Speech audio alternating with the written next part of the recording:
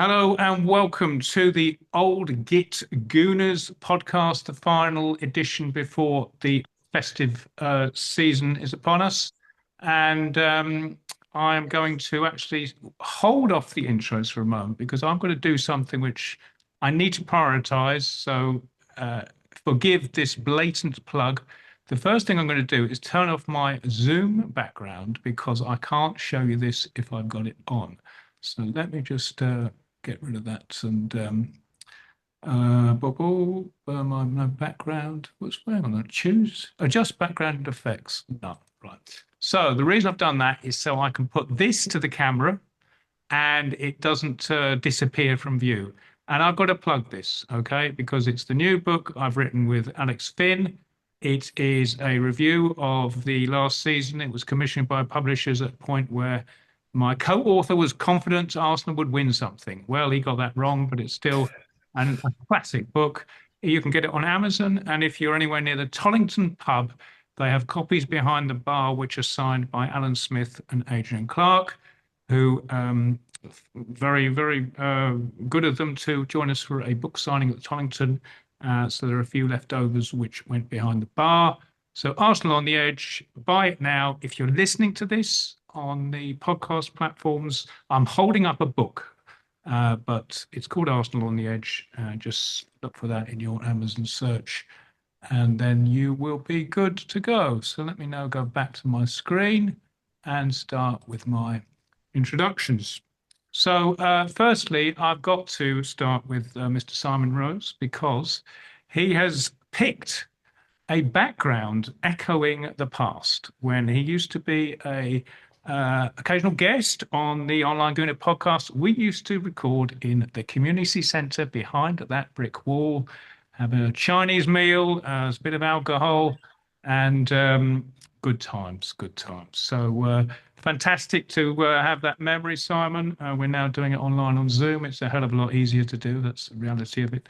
But welcome along this evening, a regular Gooner contributor from the past and the present, Simon Rose. Thank you. And I look forward to the Chinese meal arriving shortly. Thanks, Kevin. Right, we'll just listen out for your doorbell and see what happens. That's all I'm saying. Next up, actually, let me just, I've realised I'm not on gallery view, so let's put you on there. I have now got another former Gooner writer and still a Gooner writer as well, who has appeared on this very podcast already, so he knows the form. Doesn't need too much of an introduction, except to say it's wonderful to have him along to express his views on all things Arsenal, and especially given he is taking time out from a short break in Europe, where he has what is behind me to enjoy himself on with his family. So thank you for taking the time out, and good evening, Mr. Charlie Ashmore. Good evening. Nice to see you. And can I say I've already ordered the book? Oh, thank you, Charlie. That's the bottom line, no question at all. And last but by no means least, a former semi-regular on the old Online Gooner Podcast and used to write for me when I was actually editing the Gooner. He was supposed to be on an edition of this, I think about a month ago. But my son had to fill in for him at the last moment. But thankfully, he can join us this evening to give us these words of wisdom. He is also an Arsenal Supporters Trust board member. Good evening to Mr. Phil Wall. Good evening, Kevin and Charlie and Simon. Nice to see you all. Right, and good of you to wear the shirt as well. You're definitely in the gear, as is Charlie, actually. Yes, so we're doing 2 out of 4 isn't too bad. So anyway, let's discuss what's been going on. Since our last podcast, Arsenal have played 3 matches. They played Villa away, they've played Brugge away, and they've played Wolves at home. 3 quite different games, but I'm going to start with, I'm going to do it chronologically. I'm going to get into the Villa game. It was Arsenal's second league defeat of the season. It was another case, it seemed, of Unai Emery outwitting Mikel Arteta tactically. It was a bit of a killer, given that the goal came at the very end. Simon, what do you think happened there? What why didn't Arsenal compete in the way that we would have wanted them to? Aston Villa, for some reason, has long been a bogey team for us. We often have problems with them home and away. We've had many poor results with them over time. And in recent seasons, when we've actually had good results at Villa Park, it's been, extremely welcome. My feeling before the game was that I thought we'd do really, really well to come away with a win. I thought we'd do well to avoid a defeat, because they have been in fantastic form. It shows you the misfortune or fortune of timing. We play Villa when they're in amazing form. At a different point in the season, they might not be. Like, we played Sunderland away early season when they're in good form. Later in the season, going to the Stadium of Light might be a lot easier. So I knew we'd have a hard match there. We played so well early season, it almost makes you slightly fear if we've peaked a bit too early. I mean, we all want Arsenal to win every match we ever play, but you never really expect us to win every match we play and to concede no goals. Way beyond expectations. It was never going to last. And once that bubble had been slightly deflated, at the very least, at Sunderland, we were a bit prone. Once you show your sort of soft underbelly, you're at risk. We had to go and win at Chelsea, in my opinion, having drawn at Sunderland. We ended up not winning at Chelsea, and I felt we were left open. I felt Villa would massively fancy it. I thought Villa Park would be extremely noisy. That match was everything I expected. As you mentioned, Emery, I don't know if he's got some sort of bock over Arteta, but there's no doubt Emery's teams do not give up. I felt in that last minute kind of skirmish in the box, we'll do well, be grateful to get a draw from this. And it fell to one of their guys and he kicked it in, and that was gutting. And it does feel a bit as if the air's come out of our balloon. Okay, Phil, are you as despondent, or do you think it was actually... No, I'm not despondent about that game. I think it was one of those games that you could say it was a fair result, even if Arsenal had won, or if it was a draw, or if Villa had won, because it was that sort of game that was end to end, very close. Both teams getting a lot of chances. It was just one of those games that could have gone either way very, very easily, and we were just on the day unfortunate. And sometimes that happens. You concede the last minute goals, too lazy to do anything about it, and that's game over. I mean, Emery is obviously a very good manager. He's a proven manager. He didn't do it at Arsenal. Maybe we can discuss that later. But he's clearly a good manager with a good track record. He knows what he's doing. He knows how to set a team up. As Simon said, the atmosphere of Villa Park, the fans are going to be right behind them. They're going to attack, and they went toe to toe with Arsenal in a slightly more sporting way than Chelsea had done, a week or two before. And it's, I think it's just unfortunate. It's just one of those things, but it shouldn't.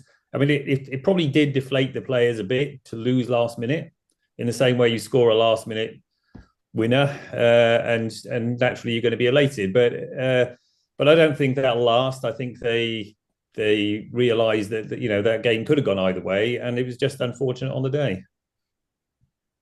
Charlie, in the Premier League, we have we've lost 7 points out of 9, I think. Correct. Yeah.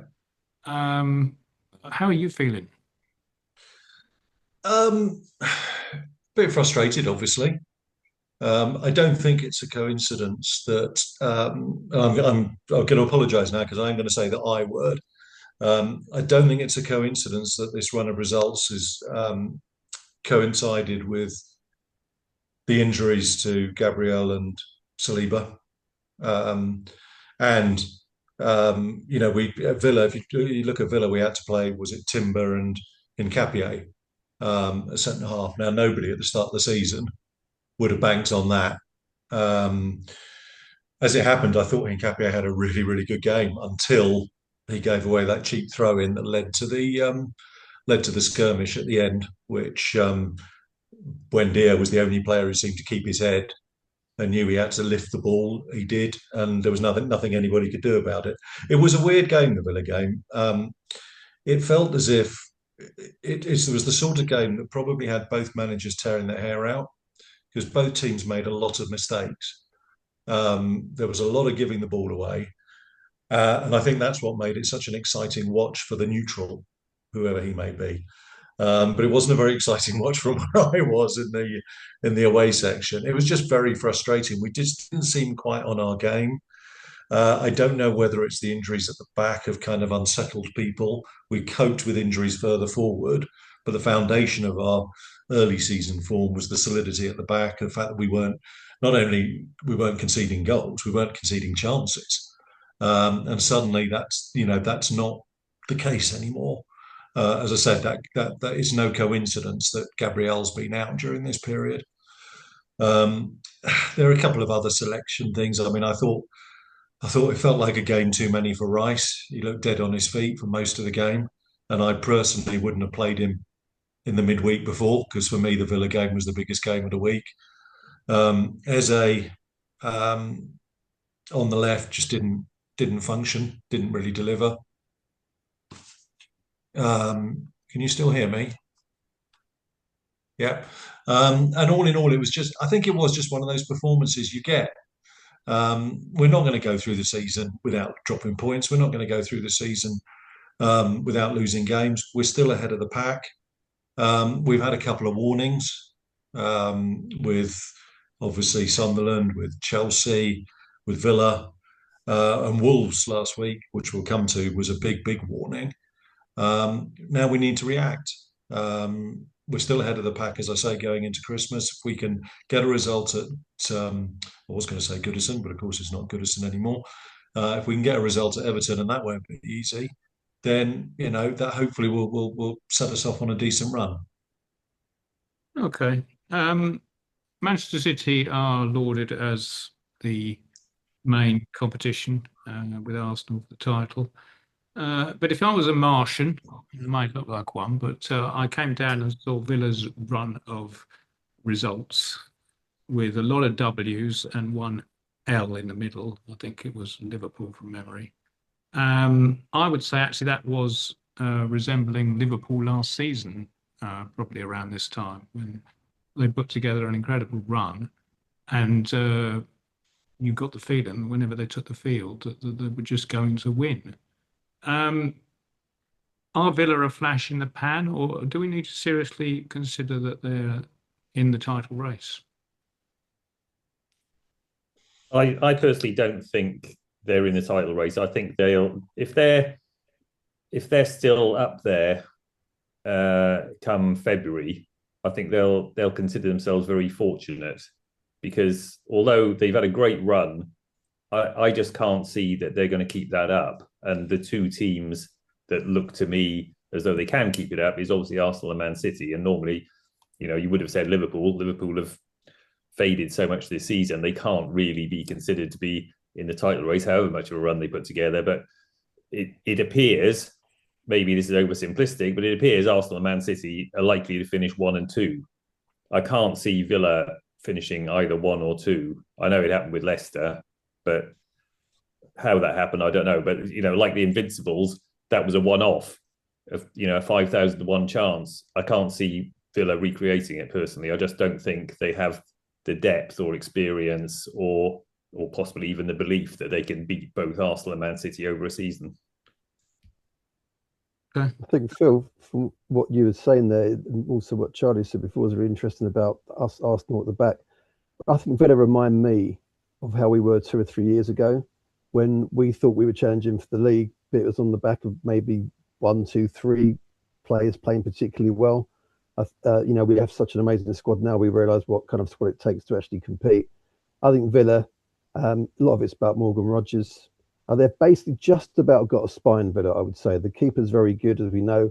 I think Constance is very good at the back.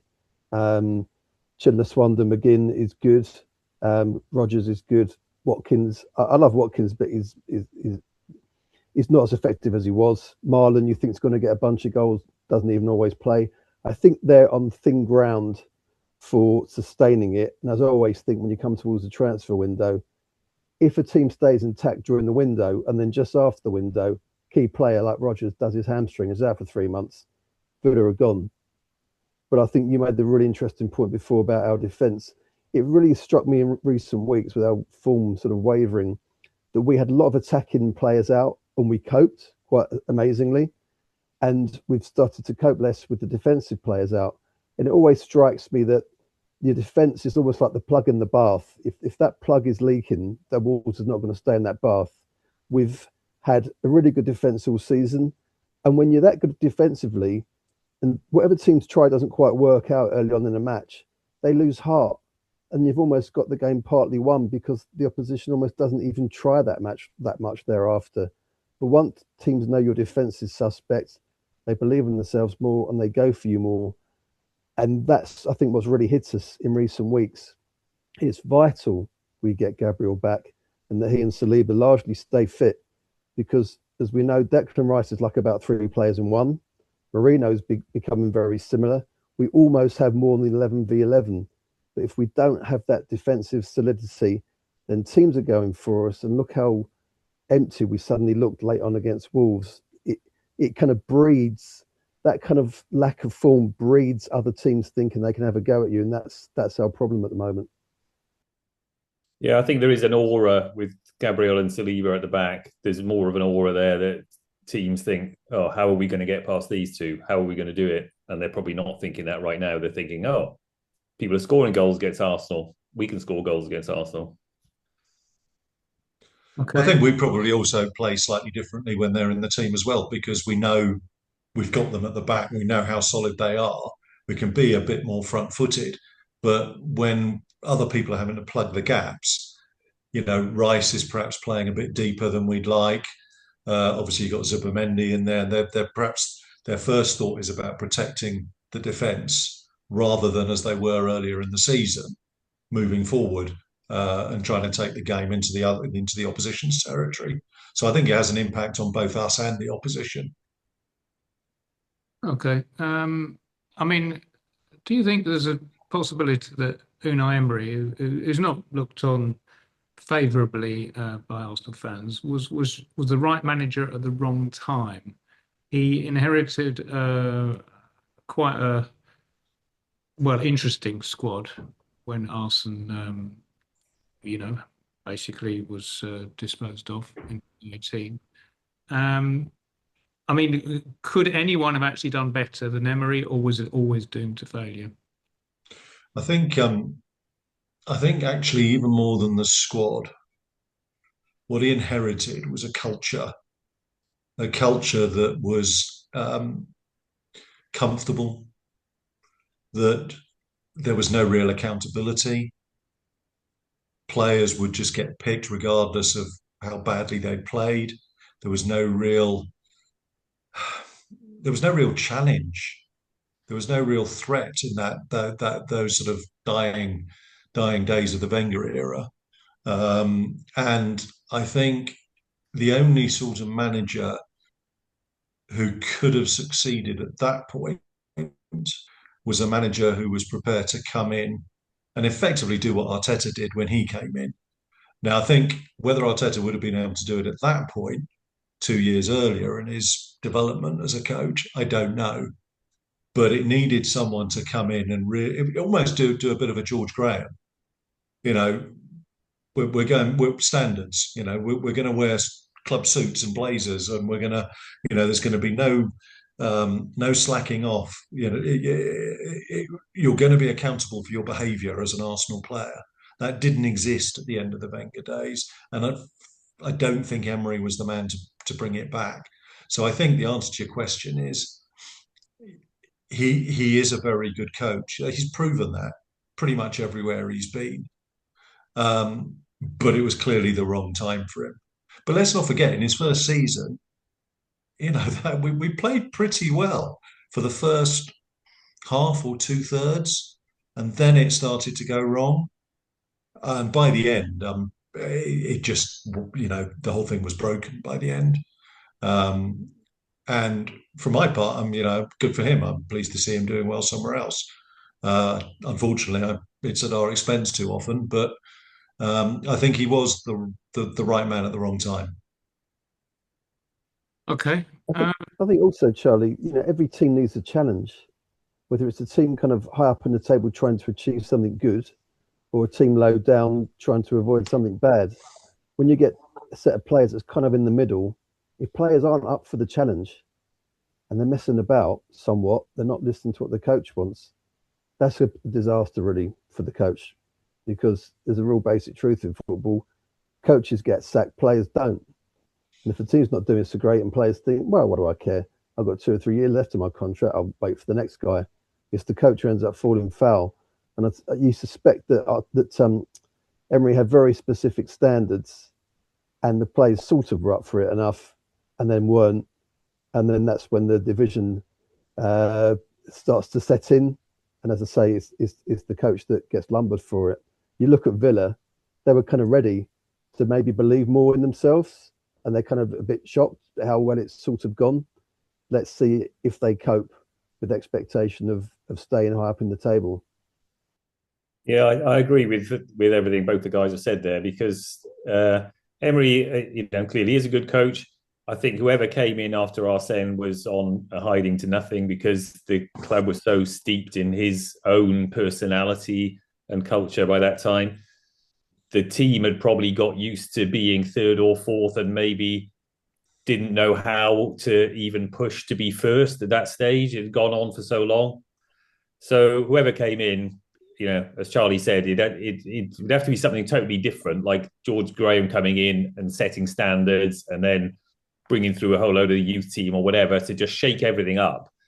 And the new person would have had to been allowed a lot of time to do that. And you don't get that much time anymore. So I think whoever came in, they probably had a year or two, and they may have done something short term, but I think whoever it was would have struggled. Whether Emery would be the right manager now or at some other time for Arsenal, I don't know. I'm not really convinced, I have to say. I think he's maybe a manager at a certain level, at a kind of big-ish club, but not the biggest club, because he's not proven he can do anything at one of the biggest clubs. But, maybe, who knows, one day, maybe we'll see. Well, he was at PSG, but basically that's not really a competition. It's yeah, true. They can be judged on is, do they win the Champions League, which he failed to do. I think the other thing about Emery, was I'm not sure the club really gave him the backing he needed. As we've said, a manager coming in at that point really had to be given the opportunity to make the club and the team his own. And I mean, famously, he never wanted Pepe, and got landed with Pepe as our most expensive signing ever. Didn't know what to do with him. I mean, I thought there was probably a decent player in there somewhere, but it was just never going to work in that environment. And that was kind of indicative of where the club was at the time. It was all a bit confused. You bring a new manager in, he asked for something very specific. I think he was after, was it Sahara at Palace? And he gets something completely different. So I thought just the whole era at Arsenal was a bit confused. Yeah, it was a mess for sure. But talking of players that sometimes feel they're not going to bother, it was interesting to watch Club Brugge against Arsenal. And I think I put this in my piece on the game. If we were watching Real Madrid, a notable team of egos at certain times, take apart a team like that, we'd be thinking, well, that's Real Madrid. They win the Champions League habitually. That's what they do. Do you think that even though Arsenal haven't won anything really yet, let's face it, there is a reputation in Europe that they are the real deal, and basically possibly teams might go into games not necessarily fancying their chances in a way that they probably did 10 years ago when consistently Arsenal fell short against the big teams. Do you think this is just a thing that we were playing a small team in Belgium, or do you think Arsenal now have a reputation which is basically creating certain amounts of fear amongst the opposition, regardless of their status? I think being top of the Premier League, being top of the Premier League and top of the Champions League group is obviously going to put some a little bit of apprehension into other teams who are kind of middle ranking at best European teams. But this is probably a short-lived thing unless Arsenal do go on and win the Champions League, or at least get a long way in it and become Premier League champions. Then that could all fade away, and next season might be totally different in terms of how other clubs see us. But I think at the moment, with the European form Arsenal have got, and the fact they're also top of the Premier League, that is bound to put a little bit of the fear of God into the opposition. Charlie? I think that's right. I think that's absolutely right. And look, the way we've been playing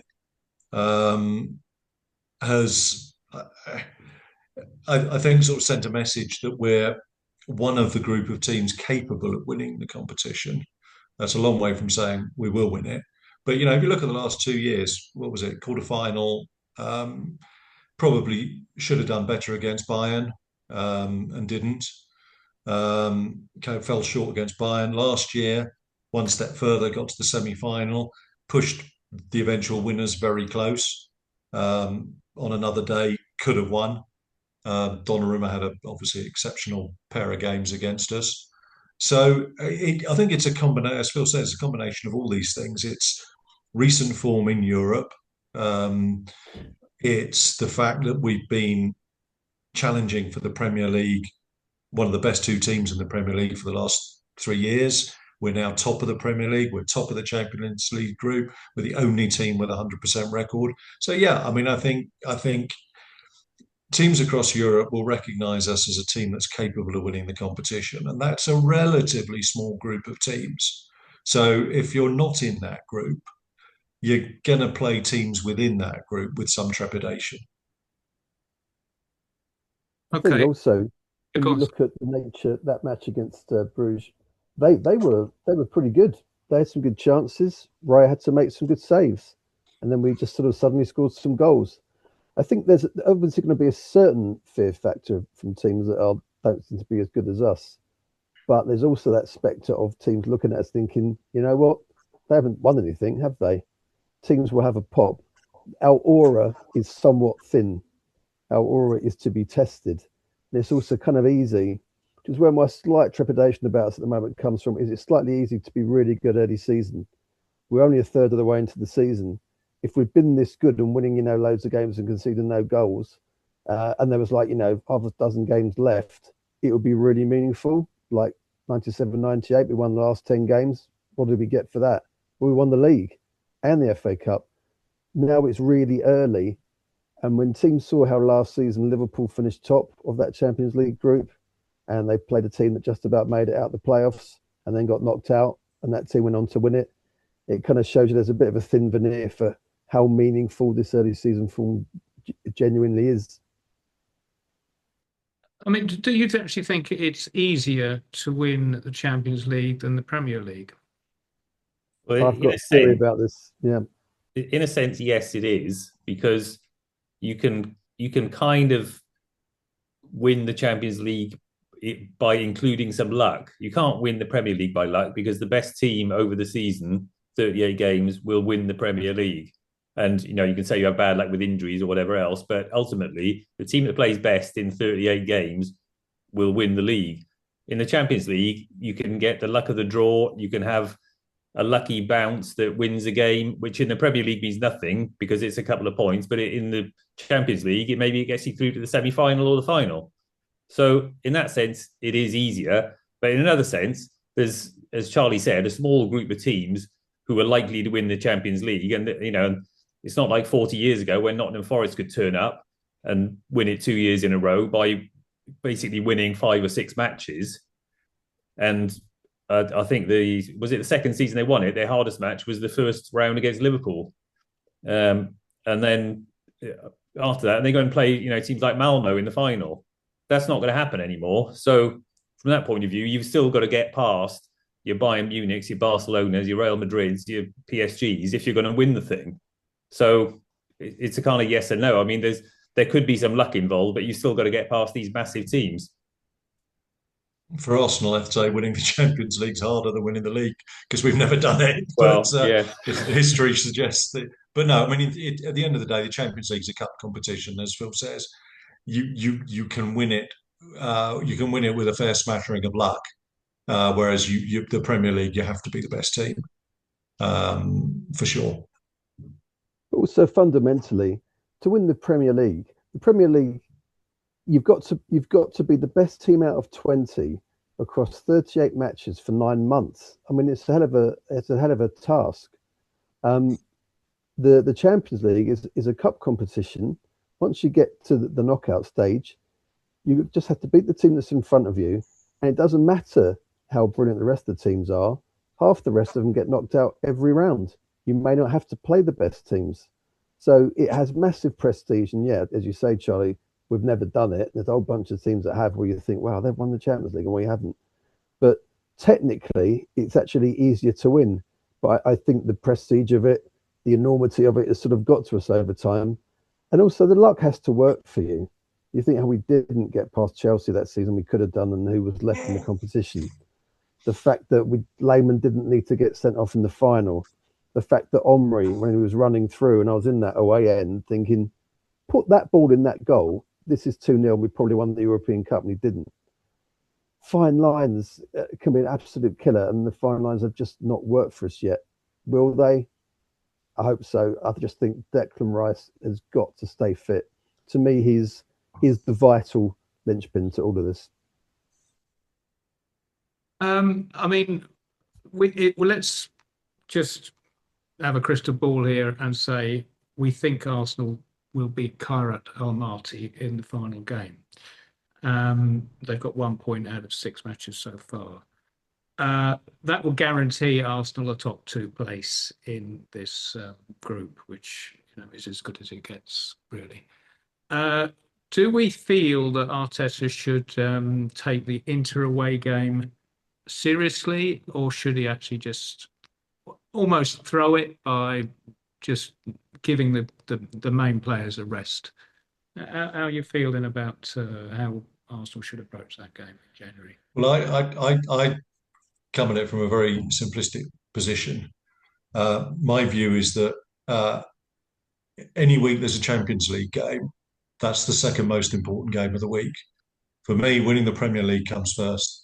So if there's any question mark, if there's any suggestion of rotation being needed, players needing to be rested, for me, I'd rest them in the Champions League match every time. I want to win that Premier League. Yes, I'd like to win the Champions League, but for me, the Premier League comes first for the reason we've talked about. It's the hardest competition to win, and it's the one you play for week in, week out. So the short answer to your question is yes, I would rest players for the Inter Milan game. Yeah, I think I would agree. I mean, I think Arteta will rest some. I think he's shown much more this season, obviously with the bigger and better squad, the more willingness to rotate a bit. I mean, he also rotates positions quite a lot at the back, which may or may not be a disadvantage at times. But I think I have to say, the Kairat game, you could argue they're the equivalent of Wolves coming to visit, and we only just got past them. So I wouldn't be counting all my chickens there exactly, but I think that even allowing for that, and the fact that Arteta may think, oh, what if Kairat do surprise us? I think he'll still think we're far enough ahead in the Champions League, and even if we don't get top 2, how do we know that matters anyway? It only matters in that you don't play the other one in the top 2. You can't beat them again till the final. Well, their form may fade anyway. Who knows? So I don't think it's a massive deal. I think being in that top 8 is the key thing, and then let's take it from there, because luck of the draw. I think also we've got a really good squad now. It's not like maybe previous seasons. We've got a lot of players also who are coming back. They frankly need games. Havertz may at some point in the future be back. Jesus is sort of back. Odegaard's come back. He's holding on to the ball too long and pivoting around in circles and not releasing it quick enough, but he's back. but we also know that in the past, particularly under Wenger, whenever we were in good form, and then we had some sort of cup match, and we played a lesser 11, we got done over, and then our league form fell apart with the other better players. So there's an element of risk. I would say, though, that we have a better squad to change the team around and cope than we used to. It's not like putting out some poor 11 at Old Trafford and getting done 4-0 and then falling apart in the league. But it's a shame that penultimate match is Inter away, because the final score will not have some asterisk caveat of, oh, but they only played these players. It will say Inter X Arsenal 0, and it will not sit well if it goes badly.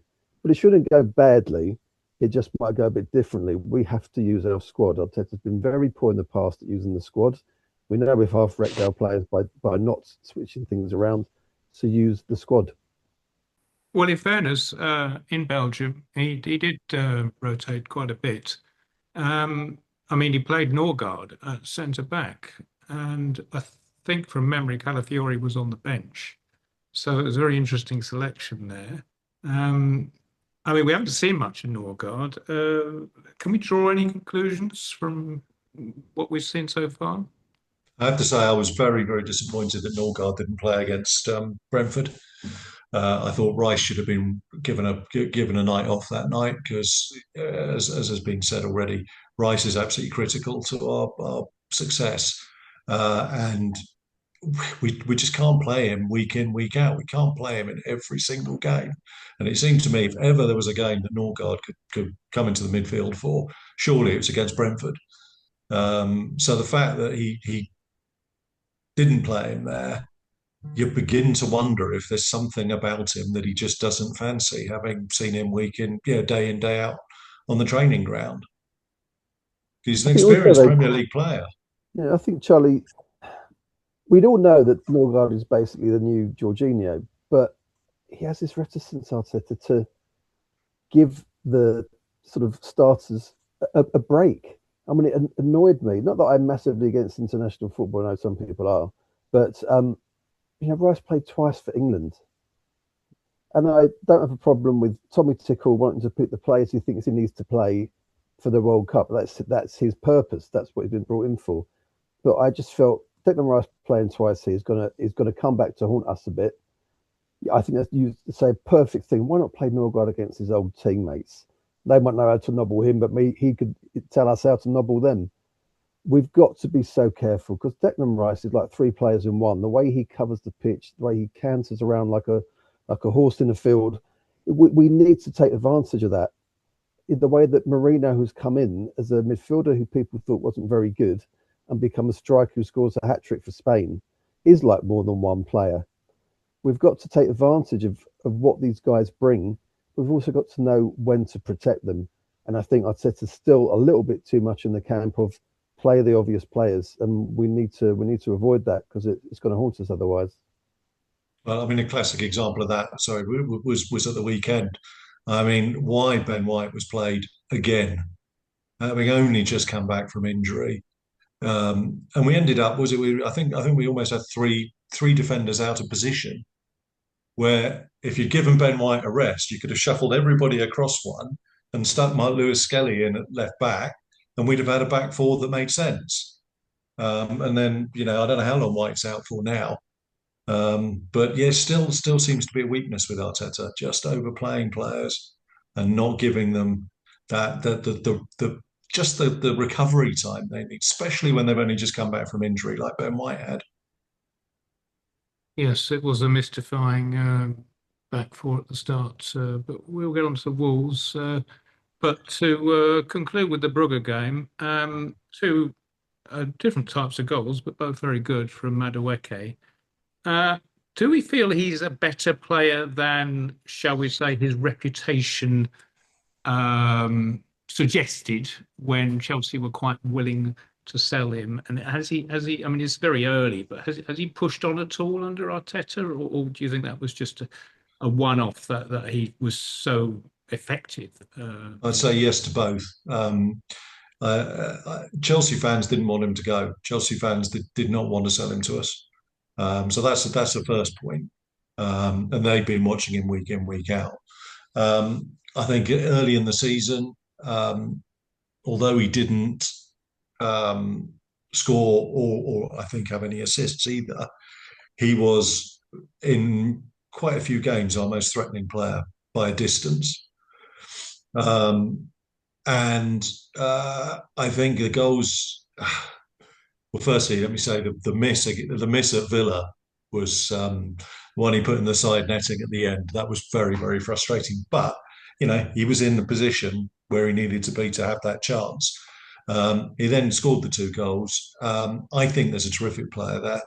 The problem we've got, I'm almost thinking sacrilegiously as to whether we need to think about moving Saka over to the left so that we can play Saka and Madueke in the same team.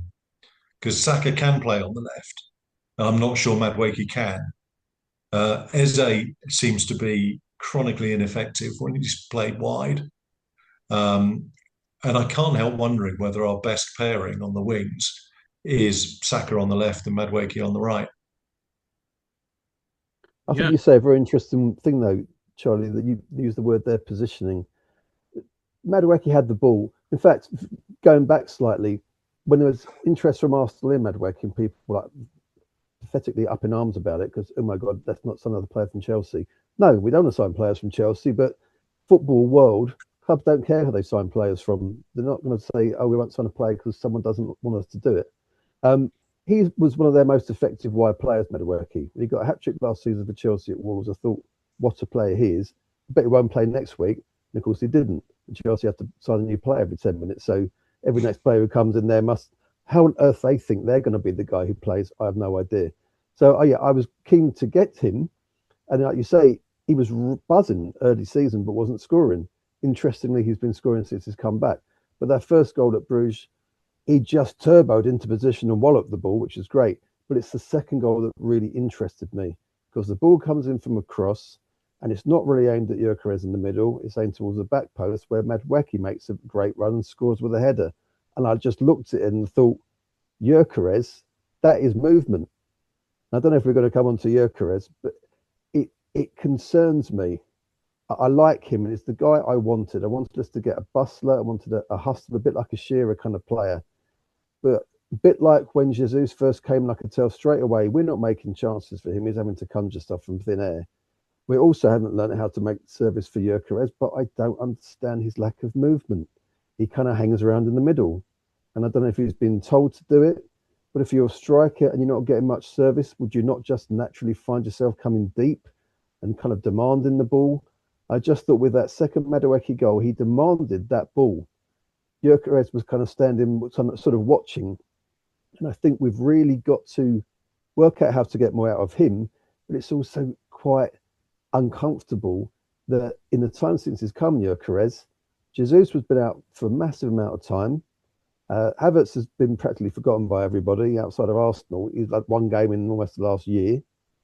Gyökeres hasn't taken advantage. Jesus is back. He came on at the weekend and sort of scored the winning goal. At least helped to make the winning goal happen. And Havertz is going to be back, and Gyökeres hasn't had enough impact yet. And I'd be so interested to see what happens in the coming weeks. You mentioned this Inter game. Who's going to be up front? Someone who needs the games, needs the minutes. But who's that? Is it Jesus? Is it Havertz? Is it Gyökeres? He needs to be scoring goals because otherwise it's going to get usurped. I think when Havertz is back, Havertz will be straight in up front. Personally, I think he just fits. He fits with the way we play.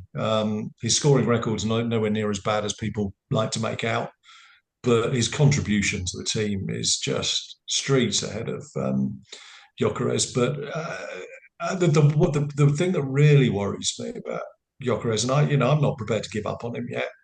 I think there has to be a good player there. You don't score the number of goals he's scored without being a good player. But I worry that the instinct isn't there at the moment. In the last few weeks, there's been 2 or 3 occasions where a ball's been fizzed across the box and he's been on his heels and he's just been too slow to get there. And you kind of think, Ian Wright wouldn't have been on his heels. He'd have sniffed that out and banged it away. And that's what I thought we were signing. Someone who could sniff out those chances around the box. Because Havertz isn't that sort of player.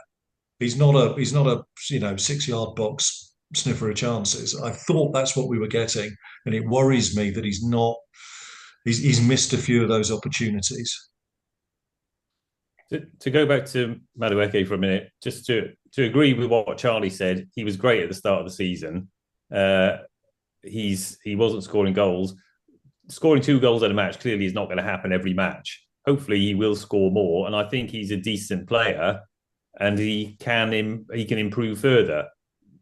I think it's too early to say he's now better than he was at Chelsea or anything else, but I'm happy. I'm quite happy with him in the squad, and maybe not always in the team because there are so many other options. But I certainly don't start sighing when I see his name on the team sheet. I think he's a really good addition to the squad. As for Gyökeres, that's a difficult one because I don't think we're playing to his strengths, but I think maybe his strengths have been over-exaggerated by being in a very poor league prior to coming to us. And I don't think that as Vieira, the second Vieira from a year or two ago, forgot his first name already, as he proved, you can come from Portugal and be great in Portugal and not be great in the Premier League because it's a totally different environment. Now, Gyökeres is a different kind of player and much more physically capable, but I don't know whether he's good enough and sharp enough to be a top player in the Premier League. I'm just not convinced by it at the moment. I think that's also so interesting as well because you can get a sense of a player very quickly. And the idea you said, Charlie, that Havertz might come straight back in because you tell he fits Arteta's way of wanting to play. I look at some of the players in the Premier League and I think, Ekitike, how do we not think he would suit us? Clubs must do, their due diligence on players. We know that Gyökeres is a big, strong guy. Was he going to have enough movement in the Premier League? Ekitike, the first goal he scored in the Community Shield, the way he just moved into position and slipped a slow sort of shot on the turf into the far corner. I thought that's a player with great technique. Is lively kind of guy. I'm so interested how we didn't have him higher on our radar because although a lot of us felt last season Isak would be great for us, my feeling was he's got problems with his groins. No wonder Newcastle didn't mind in the end sending him. I don't know how we didn't look at Ekitike and think to ourselves he would fit into our team beautifully because I think we'd be getting a lot more out of him than we're getting from Gyökeres, sadly. Well, talking of forward matters, we will move on to the Wolves game properly now. And I think there were 15 or 16 shots registered for Arsenal, of which only 2 were on target. And neither of those were the goals because, as we know, both scored by Wolves players. Well, thank God for Bukayo Saka on that level because it was his brilliance that created those. Do you think it was a bit of a one-off? We just didn't have our shooting boots on. It certainly was a contrast to the Brugge game when the finishing was much better. Was it just one of those days? Because otherwise it was a bit concerning. I think if you shoot 16 times, only 2 of them are hitting a target, which is 168 square feet or whatever the size of the goal mouth is. It's hopefully just the luck of the draw. It's on the day because you can put all those players in training and tell them to hit a sixpence and they'll do it 9 times out of 10. It's not lack of talent or lack of technique, is it? It's just something that occasionally happens on the day. So I don't think there's anything massive to worry about in terms of the shooting or the chance creating or anything else. I think the performance, well, it's very rarely down to one factor. I don't think it was there's anything wrong with the attitude. I think it's just a bit of fatigue, and Wolves thinking, well, we've got nothing to lose. Let's go for it. Let's let's have a go at them and see what we can do. And that's what they did to get back in the game. At the end of the day, we won it, and you kind of then say, well, okay, we won it, we'll move on.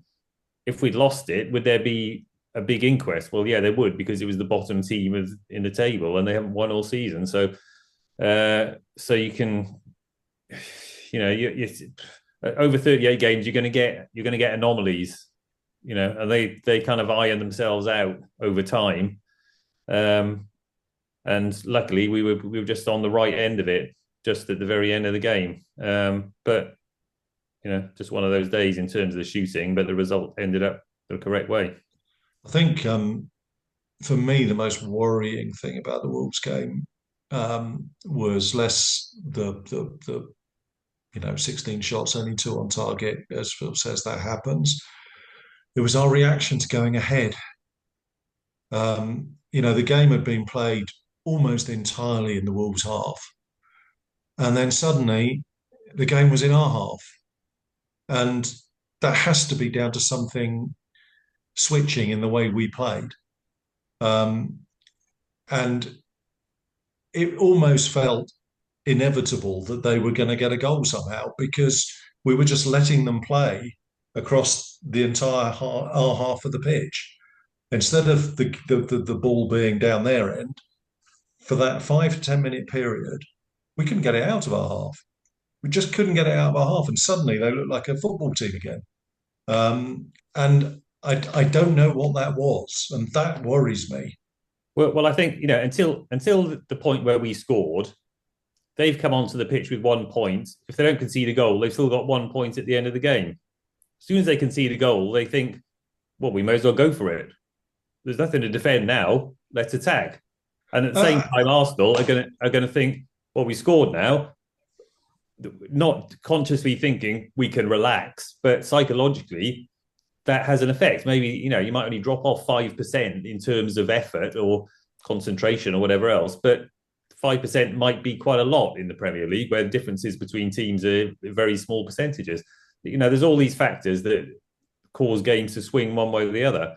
But I think the biggest one is probably Wolves thinking, all right, well, we had a point. We haven't got a point now. Let's go and try and get one. I absolutely understand all of that. I just can't help feeling that,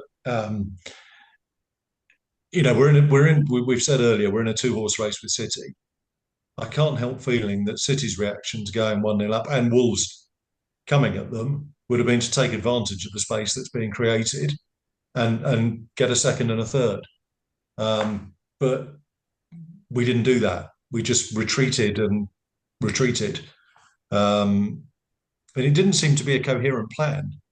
It was nerves, it was tiredness, I don't know. But we sort of handed the initiative over in a way that was as I say, it was worrying to me.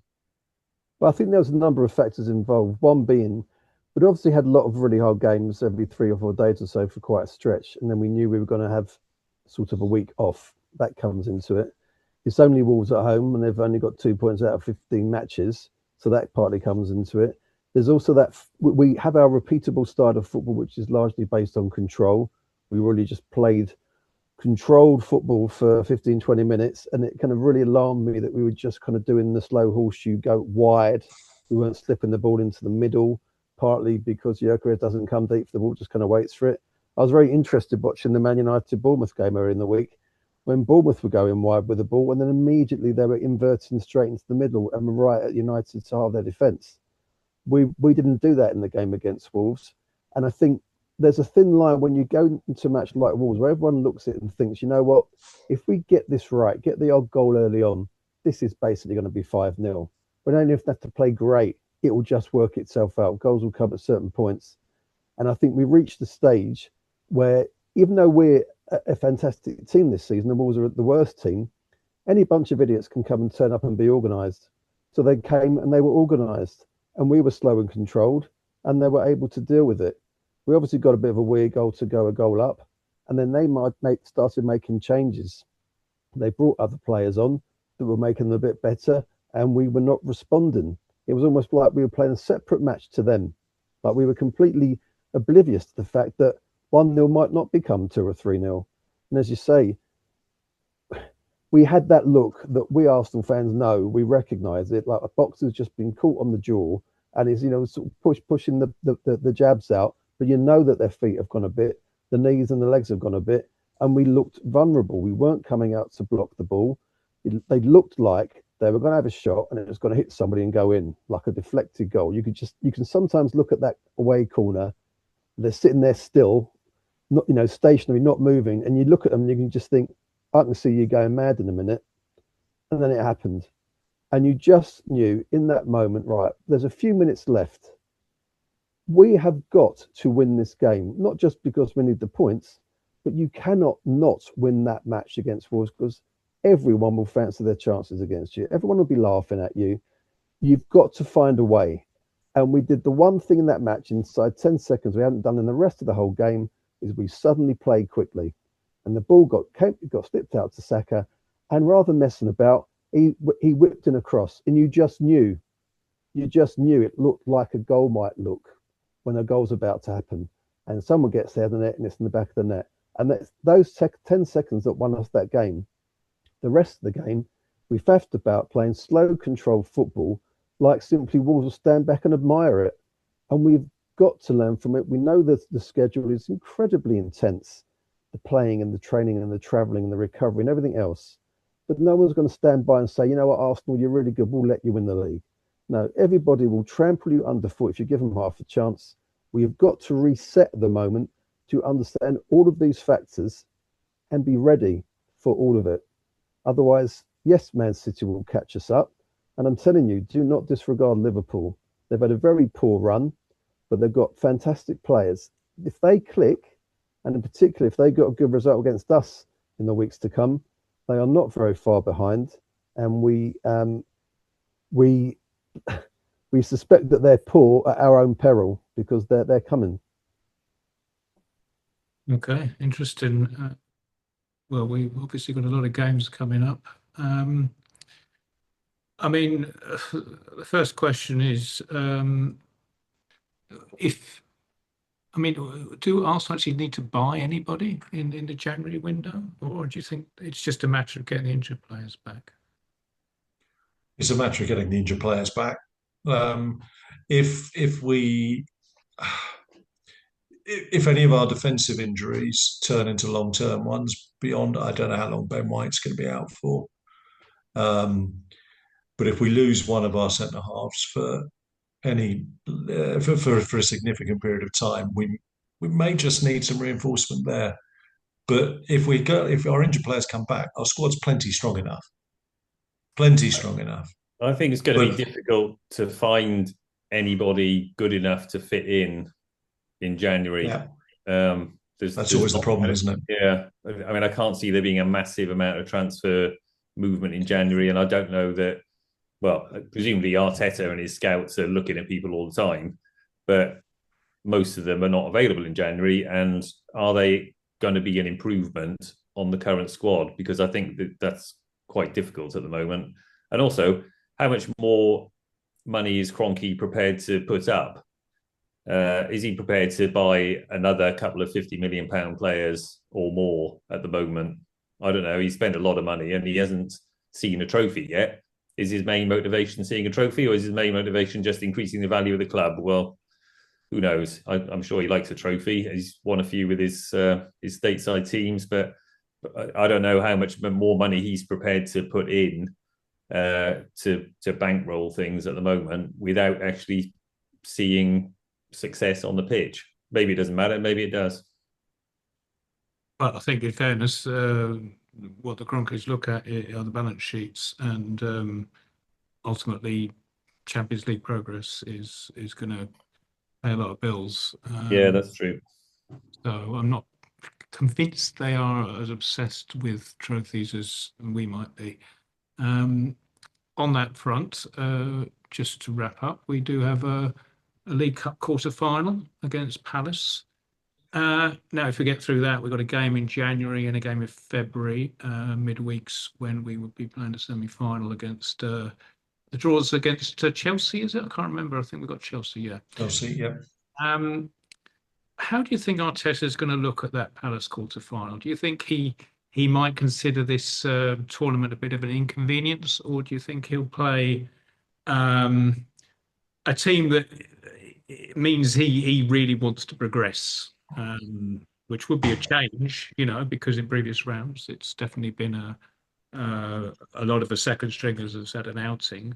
Well, I mean, that's the same with all the big clubs, isn't it? They'll always put their second string out early on. If they get through, then they'll reconsider. But I have to say, I'm considering it a bit of an inconvenience at the moment. I don't know whether it's worth trying for or not. Is it worth potentially derailing the Premier League bid and concentrating on that game, against Palace, ending up losing a couple in the league, and suddenly Man City are 4 points ahead? It's a kind of slippery slope if you start concentrating on one thing at the expense of another. But then again, a trophy earlier this season would be lovely. So, I mean, say go for it. It's a really difficult one for a manager, isn't it? Because no one will pretend the League Cup's your priority when you're in our position. If we end the season and we've won the League Cup and nothing else, I'm not sure anyone will be, looking for an open bus parade through Islington. But a trophy is a trophy, and it gets you going in terms of winning trophies. You look at a lot of clubs. I think City's first trophy sort of in this modern era may have been a League Cup. And I think sometimes just getting over the line and picking up a bit of silverware is needed to help you get to that next stage. But it's just too many bloody games. If we had the whole of our squad available, I wouldn't be remotely worried about Palace, because we'd have enough players to we've got our full squad is 2 first 11s basically, so we can mix and match. But at the moment, we just don't have that luxury. Personally, I don't want to see Declan Rice playing against Palace. I just don't. He needs rest. Gyökeres will play, I imagine, in the hope of finding himself a goal. Will Saka play? Is it an opportunity to give Madueke another game on the right? Who's going to play on the left? Trossard, Martinelli? It's got to be one of those two, hasn't it? Or I suppose he could play Eze on the left against his old club, but is he more likely to play Eze in the middle, where he seems to be more effective? There's an interesting conundrum in the middle, which is, do we play Eze or do we play Odegaard? And I don't just mean against Palace in the League Cup. I mean generally. There's a school of thought that says Eze's potentially more effective there because he's less predictable. I don't know. Personally, I'd probably still go with Odegaard, but it's certainly a debate to be had. But to go back to Palace on Tuesday, I think he will mix and match a bit. I think he has to, because of the big games coming up. I think also, isn't it a shame that every single season we have this quandary as Arsenal fans about the League Cup? Proper teams that challenge for the title, win the League Cup on the way to winning the title. We, on the other hand, think, let's maybe drop it because, it's quite a lot of games. Yeah, Palace are hard. Palace have won the FA Cup. They beat Man City in the final. They beat Liverpool in the Community Shield. They're really good. They got a really good manager. He's not an idiot. He's not going to come along. I know he's going to chop and change his team, Glasner. He's not going to put out a bunch of idiots in the game against us. They will come to win. We know if we get through. The only thing I'll say about that is, go ahead, Charlie. I think the only thing I say about Palace's selection is they've been shafted a little bit, haven't they, by the fixture list? Because they're playing, I think, are they playing on Sunday, or did that get changed in the end? I think they've got the same days as us in between now. Saturday. So I think we're playing at the same time. They got moved now to Saturday as well in the end, did they? Yeah. But they'll have played they'll have played in midweek this week, I think tonight, actually. And we haven't. So that, in theory, should disadvantage them. Simon, the bottom line really for me, the League Cup, what do we face now? We've got to play Palace. It's not like we've got Chelsea in the semi-finals. We've got to play Palace to get there. Chelsea was the best draw possible because who wants to play Man City twice, Newcastle twice? We totally wilt at St James's Park. They wave their gold tinsel around and we can't cope. So Chelsea was the best draw because they're very hot and cold. So we've got to play Palace, we've got to play Chelsea twice, then we've got to play City or Newcastle in the final. So we've got 4 hard games to win the League Cup. There will be a lot of Arsenal fans who will feel, oh, let's just let it go. But to let it go, that means we've got to get knocked out by Palace. So that's not going to go down desperately well. We have a squad. We should be able to cope. I'd like to think Arteta would like to win the League Cup. When we have this issue every single season, and we always think we've only ever won the League Cup twice. We should have won it more. Liverpool have won it like 10 times, 11 times. I think he'll put out an altered team, a perfectly decent team with probably 1 or 2 players where you think, oh, I'm surprised they're playing, and we'll just about make it or just about get knocked out. And either way, you won't be entirely sure if you feel certain that Arteta's happy with the outcome. Yep. Just to finish, apparently after the Wolves game, there was a bit of a talk in the dressing room, reputedly led by Declan Rice and Odegaard, about what had happened on the pitch and why it wasn't acceptable. And it was shades of 97, 98 against Blackburn when I think Adams and Bold were the forefront and informed their French midfield pairing, Vieira and Petit, what was required of them. The irony being Declan Rice was actually one of the midfielders, so, it wasn't quite identical. Do you think this is... I love it because I think it's spirit of Arsenal, and I think perhaps maybe there are some of the newer players who haven't quite got that yet in terms of when it's real backs against the wall stuff. But I'm interested to know what your thoughts on that were. It was music to my ears. What about you guys? No, I'm with you. I love it. At the end of the day, if we're going to win the league, we're going to win the league because of the players on the pitch. And if they're going to take ownership of it in this way, then great. More power to their elbow. I want players who are going to stand up for the cause, who are going to demand more of their teammates. I think anything less, actually, you weaken your chances of winning anything. Yeah, I agree. I think it's a good thing that it's happened. Assuming it did. It's kind of hearsay, isn't it? But if the players care enough to be out, to be there, spouting off, giving their opinions, saying what needs to be done, trying to get the other players to do it, then yeah, that's good. It shouldn't all be down to the managers trying to enforce rules or standards. It should be the senior players as well. And if that's happening, then great. Yeah, go for it. I think also, Kevin, there was shots that showed at the end of the game that most of the players celebrating the winner with, sort of relief, and Declan Rice looking really jarred by their attitude and kind of having a go at a few of them. It's an awkward conversation. It's been had many times. It's been brought up by Tony Adams as well, but I cannot get away from my feeling that Declan Rice should be our captain. As soon as he came to the club, there are rare players these days who act like the captain, no matter who else is the captain. He couldn't possibly not play like a captain, Declan Rice. He is a sort of, in very loose terms, modern reincarnation of a Tony Adams type. He's a John Terry type. Jordan Henderson wasn't the best player at Liverpool, but he helped them to win everything. Declan Rice, won as captain a European trophy with West Ham. It's awkward. It's a tricky conversation with the likes of Odegaard. But you need your captain to be an extrovert who will tell people what they need to do, even if whether they are or they aren't the best player in the team. Declan Rice probably is. Odegaard, beautiful talent. He's an introvert. We need players who are not going to go within their shell when times get hard. We need players who absolutely find every extra strand of effort from themselves and everybody else. And at some point, Arteta has got to deal with this, because do we want to watch other teams win stuff, or do we want to win stuff? To me, Declan Rice has to be the captain.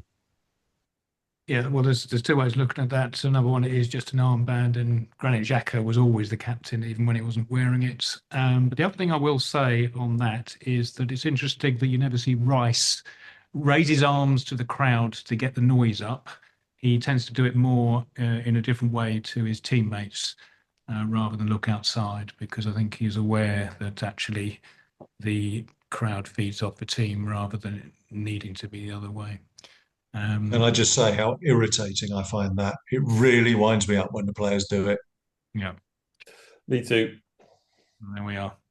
All right. Well, obviously we've got Everton away, but then we've actually got 3 home games, including the cup game over the Christmas period. So let's see if that aids our cause, allows a bit of recovery.